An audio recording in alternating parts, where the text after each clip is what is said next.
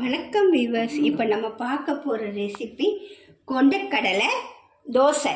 அதுக்கு 1 கிலோ கொண்டக்கடலை எடுத்துருக்கேன். அரைக்கிறதுக்கு தேவையானது ஒரு 6 காஞ்ச மிளகாய் எடுத்துக்கிறேன், ஒரு 4 பல் பூண்டு எடுத்துக்கிறேன், ஒரு சுண்டி இஞ்சி.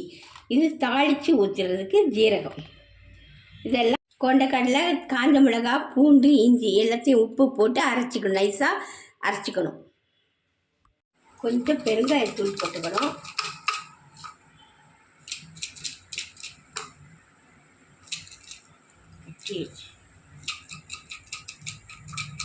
கொஞ்சம் பெருங்காயத்தூள் போட்டுக்கிறேன்.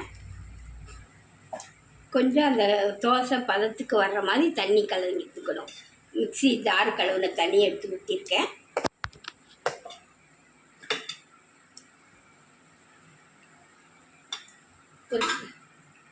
ஒரு சட்டி காய வச்சு எண்ணெய் ஊற்றிருக்கேங்க. அதை நம்ம எடுத்து ஜீரகத்தை போட்டுக்கிறேன். ஜீரகம் பொரிச்சோம்னா அதை எடுத்து ஊற்றிருக்கேன்.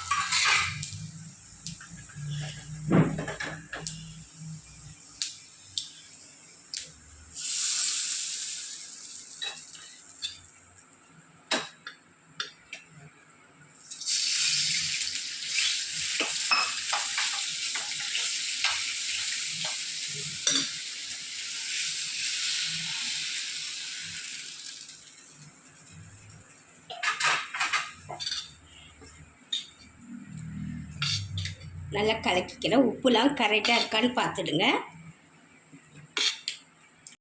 பாருங்கள், ஒரு தோசைக்கல் எடுத்து அடுப்பில் வச்சுருக்கேன்.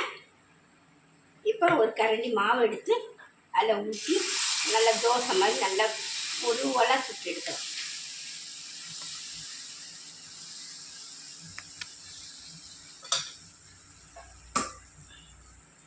சுற்றிலும் எண்ணெய் ஊற்றிக்கலாம். நல்லெண்ணெய் ஊற்றிக்கிறேன்.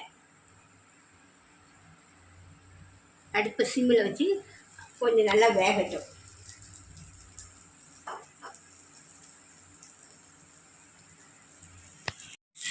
பாருங்கள், ஒரு பக்கம் நல்லா வெந்துச்சு. இப்போ மறுபக்கம் திருப்பி போட்டு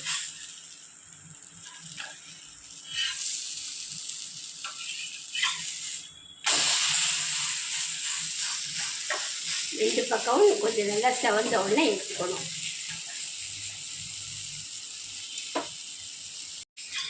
பாருங்கள், ரெண்டு பக்கமும் நல்லா வெந்துச்சு பாருங்கள். இப்போ எடுத்துட வேண்டியதாங்க. அடுத்தது ஒரு வெங்காயம், நம்ம தேவைன்னா வெங்காயம் போட்டு சுட்டுக்கலாம்.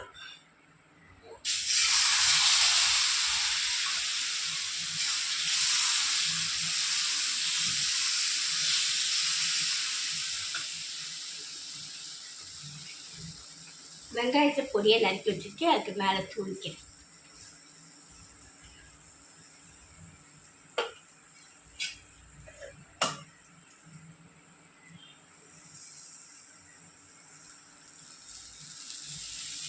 பாருங்க, கொண்டக்கடலை தோசை ரொம்ப சத்துமிக்க ஒரு தோசைங்க. இது பசங்களுக்கு, பெரியவங்க எல்லாமே சுகர் பேஷண்ட் இருக்கிறவங்க எல்லாருமே நல்லா விரும்பி சாப்பிட்லாம். அதுக்கு தொட்டுக்க சட்னி வச்சுருக்கேங்க.